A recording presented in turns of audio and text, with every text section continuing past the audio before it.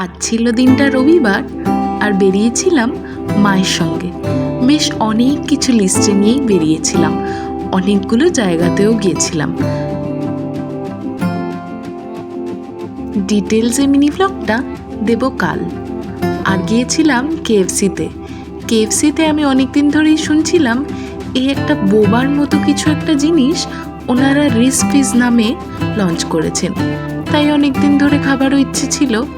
আজকে গিয়ে সেটা খেলাম, বেশ ভালোই লাগলো। বোবা আমি আগে খাইনি, তবে আজকে এটা খেয়ে কিন্তু বেশ ভালো লাগলো।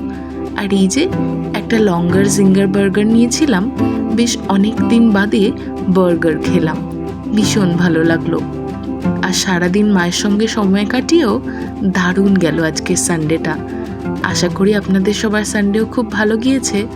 আপনারা সবাই ভালো থাকবেন, কালকে আবার দেখা হবে।